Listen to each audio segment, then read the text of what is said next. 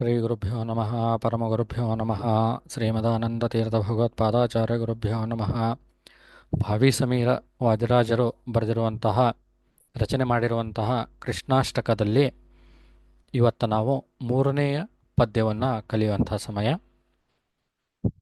ಮೊದಲೇಕ ಚಿನ್ಮಯಿ ಅನ್ಲಿ, ಹಿಂದಡೆ next ನೀವು follow ಮಾಡಮ್ಮ. ಪೀನರಮ್ಯತನೂದರಂ ಪೀಣರ stop ಪೀಣರಾಮೃತ್ಯನೂದರಂ ಮಾಡಮ್ಮ. ಪೀನರಮ್ಯತನೂದರಂ ಪೀಣರಮತ್ಯ ಸ್ಟಾಪ್ ಮತ್ಯನೂದರಂ ಮಾಡಮ್ಮ. ಪೀನರಮ್ಯ ಪೀನರಮ್ಯ ನಾನು ರಿಪೀಟ್ ಮಾಡು. ಪೀನರಮ್ಯ ಪೀನರಮ್ಯ ಪೀನರಮ್ಯ ಪೀನರಮ್ಯ ಪೀನರಮ್ಯ ಪೀನರಮ್ಯ ತನೂದರಂ ತನೂದರಂ ತನೂದರಂ ತನೂದರಂ ತನೂರತಂ ತನೂನತಂ ಸ್ಟಾಪ್ ಮಾಡಮ್ಮ. ತನು ತನೂದರಂ ತನು ಅನ್ನಮ್ಮ. ತನೂದ ತನೂದರಂ ತನೂದರಂ ತನೂದರಂ ಭಜ ಹೇಮನ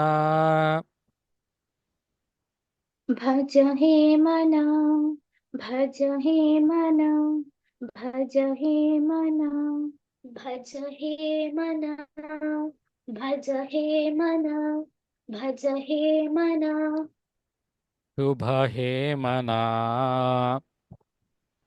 ಶುಭ ಹೇಮನ ಶುಭ ಹೇಮನ ಶುಭ ಹೇಮನ ಶುಭ ಹೇಮನ ಶುಭ ಹೇಮನ ಶುಭ ಹೇಮನ ಸ್ವಾನುಭಾವ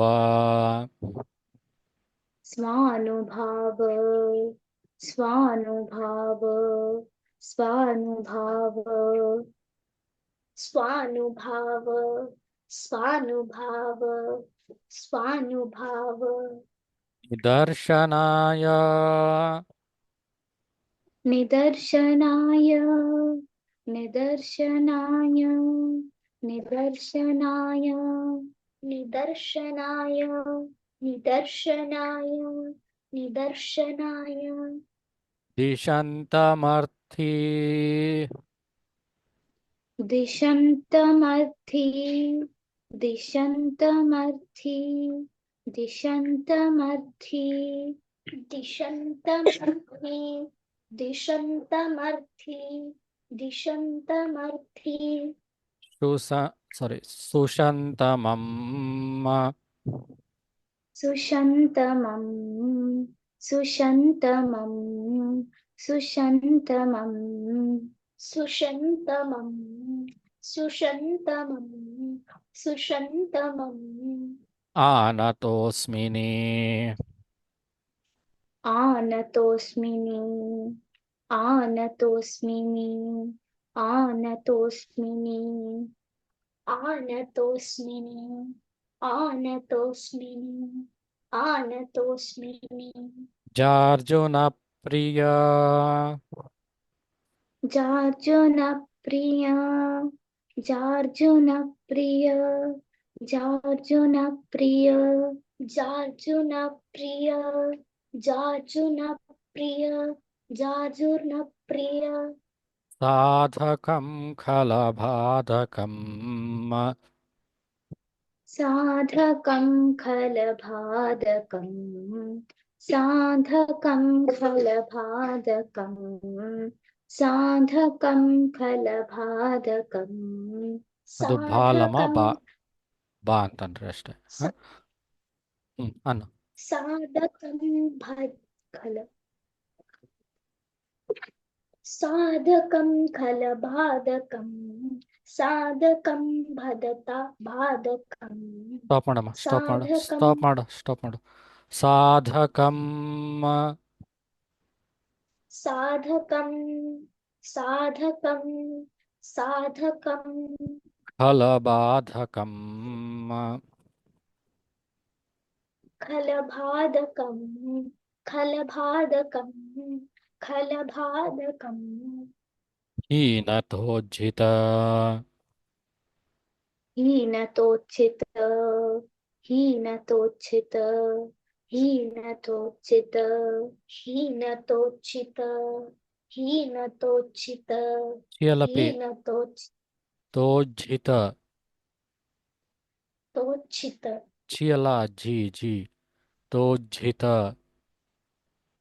हीनतोच्चित हीनतोज्झित हीनतोच्चित रूप्यपीठकृतालयं हरिमालयम्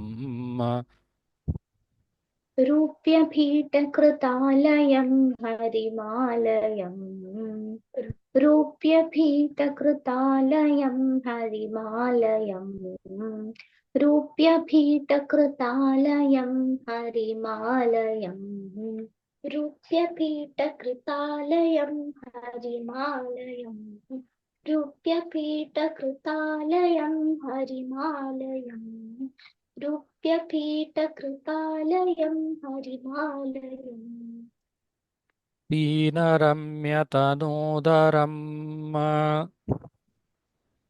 पीनरम्यतनूदरम् पीनरम्यतनूदरम्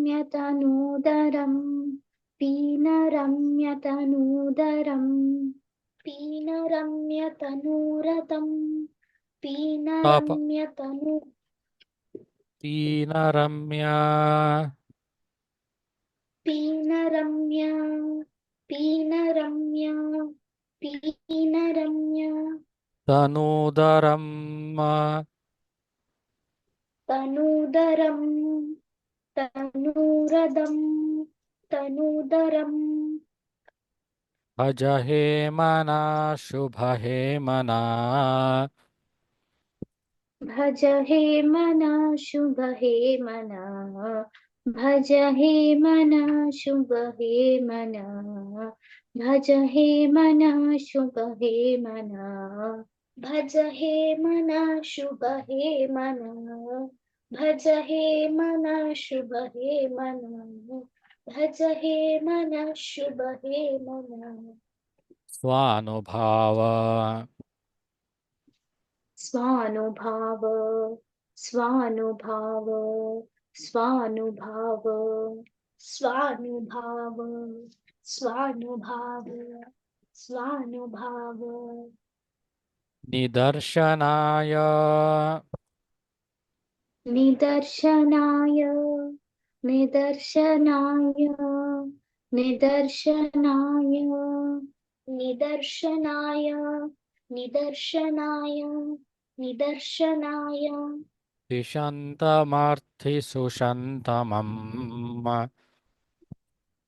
दिशन्तमर्थिसुषन्तमम् दिशन्तमर्थिसुषन्तमम् दिशन्तमर्थिसुषन्तमम् दिशन्तमर्थिसुषन्तम् दिशन्तमर्थिसुषन्ततम् दिशन्तमर्थिसुषन्ततम् सुषन्तमम् सुषन्तमम् सुषन्तमम् सुषन्तमम् आनतोऽस्मिने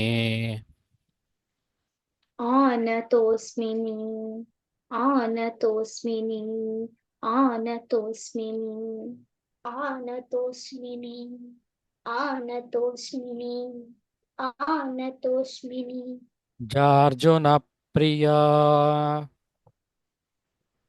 जार्जुनप्रिय जार्जुनप्रिय जार्जुनप्रिय जार्जुनप्रिय जार्जुनप्रिय जार्जुनप्रिय साधकम् साधकं साधकं साधकं साधकं साधकं साधकं फलबाधकम्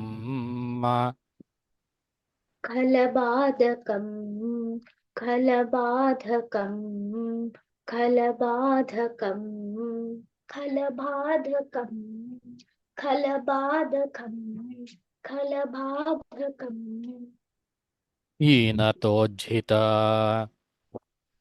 हीनतोज्जित हीनतोज्जित हीनतोज्जित हीनतोज्जित हीनतोज्जित हीनतोज्जित रूप्यपीठकृतालयम् रूप्यपीठकृतालयम् रूप्यपीठकृतालयम् रूप्यपीठकृतालयम् रूप्यपीठकृतालयम् रूप्यपीठकृतालयम् रूप्यपीठकृतालयम् हरिमालयम् हरिमालयम् हरिमालयम् हरिमालयम् हरिमालयम् हरिमालयम् हरिमालयम् पीनरम्यतनूदरम् हीनरम्यतनूदरम् हीनरम्यतनूदरम्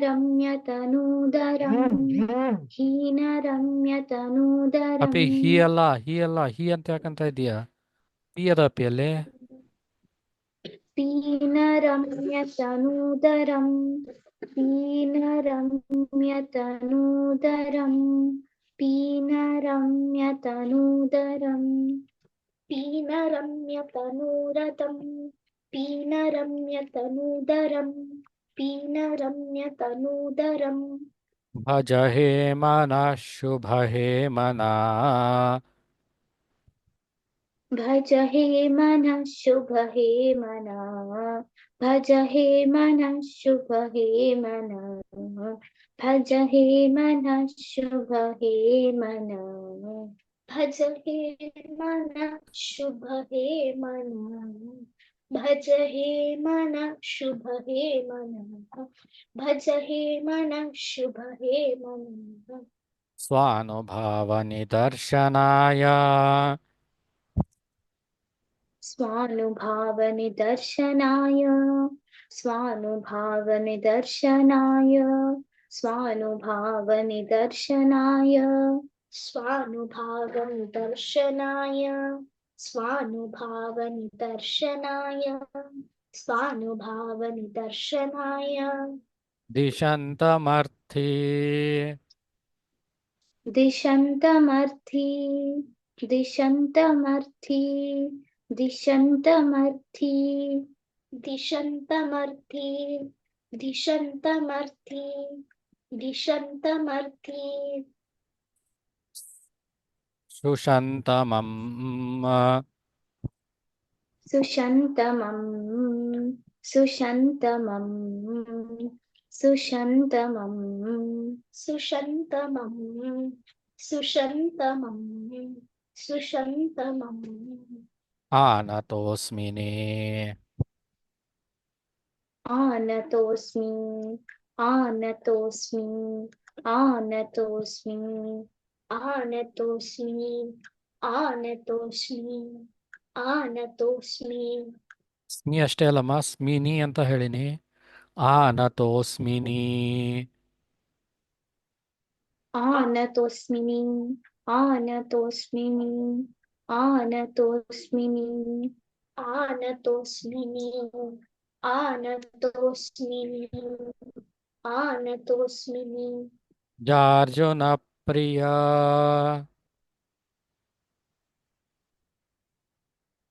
जार्जुनप्रिय जार्जु जार्जुनप्रिय जार्जुनप्रिय जार्जुनप्रिय जार्जुनप्रिय जार्जुनप्रिय जार्जुनप्रिय ಸಾಧಕಂ ಸಾಧಕಂ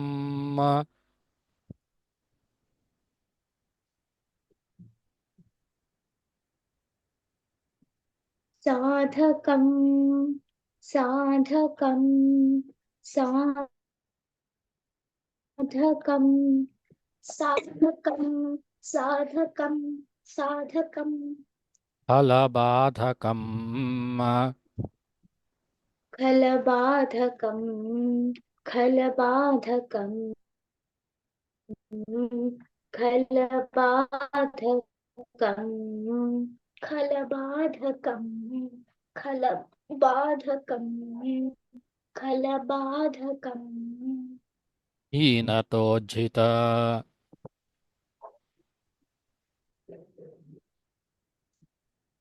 हीनतोज्झित हीनतोज्झित हीनतोज्झित हीनतोज्झित हीनतोज्झित हीनतोज्झित रूप्यपीठकृतालयम्